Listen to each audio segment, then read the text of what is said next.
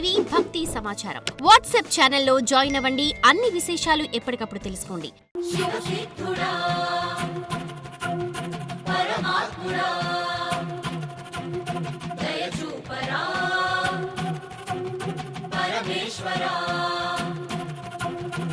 చిదంబరం. ఆకాశం అంటే శూన్యం. ఆ శూన్యం నుంచే పరమేశ్వరుని నాట్య విన్యాస స్వరూపంగా సృష్టి వికాసం జరిగిందంటారు.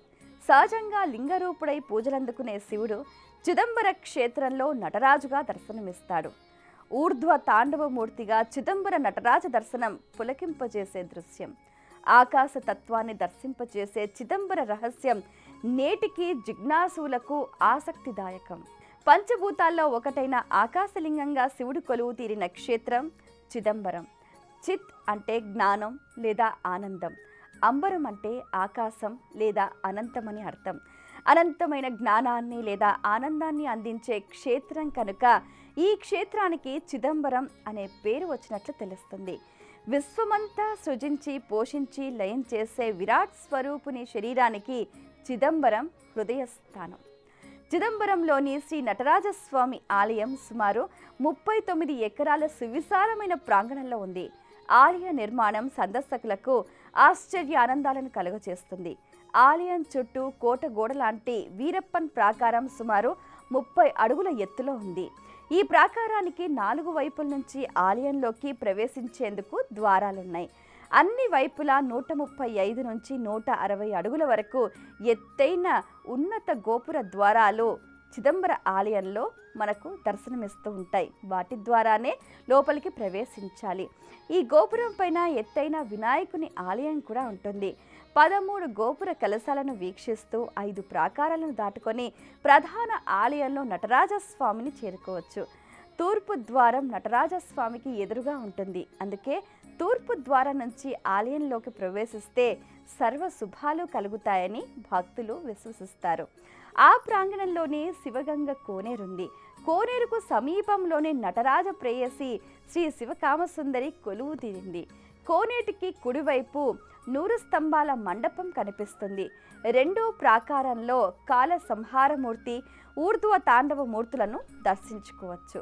మహాప్రదక్షిణ మార్గంలో దుర్గాదేవి ఆలయం, ఉత్తరం వైపున షణ్ముఖ ఆలయం, తూర్పు వైపున నవగ్రహాల ఆలయం, దీనికి సమీపంలోనే తూర్పున 1000 స్తంభాల మండపాలు ఉన్నాయి. 1000 స్తంభాల మండపానికి దగ్గరలో రాజసభ ఉంటుంది. దానికి దక్షిణం వైపున ప్రధాన ఆలయంలోకి ప్రవేశించే మహోన్నత నిర్మాణం మొదటి ప్రాకారంలో 8 అడుగుల మార్గం ఉంటుంది. ఆలయంలో ప్రధానంగా 5 మండపాలున్నాయి. వీటిని సభలు అంటారు. అందులో మొదటిది చిత్ సభ. దీన్నే చిత్రాంబళం అని పిలుస్తారు. నటరాజస్వామి కొలువు తీరిన ప్రధాన ఆలయం ఈ సభలోనే ఉంటుంది. రెండోది కనక సభ. దీనికే పొన్నాంబళం అనే పేరు.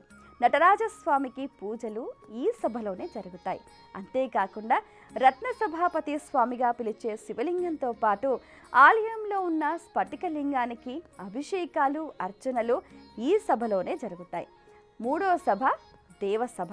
దీనికే పేరంబళం అనే పేరు. ఈ సభ నటరాజస్వామికి తూర్పు దిశలో ఉంది.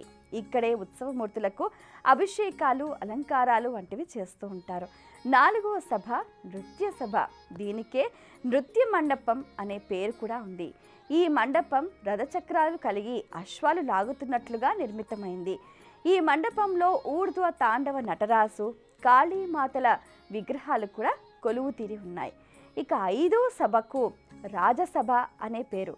సుమారు 103 మీటర్ల పొడవు, 58 మీటర్ల వెడల్పు ఉన్న రాజసభలోనే సెక్యులార్ పెరియా పురాణాన్ని రచించినట్టు చెబుతారు. ఈ మండపంలోనే పట్టాభిషేకాలు, నృత్య ప్రదర్శనలు వంటివి నిత్యం జరుగుతూ ఉంటాయి. ప్రధాన ఆలయం పైన చితసభ, కనక సభ 2 కలిసి ఉన్నాయి. రెండింటికి కలిపి పైన ఉన్న గోపురానికి బంగారు తాపడం చేశారు. ఈ 5 సభలే కాకుండా చిదంబర క్షేత్రానికి మరో 108 సభలున్నాయి. వాటిలో మధురై వంటి క్షేత్రాలు కూడా ఉన్నాయి.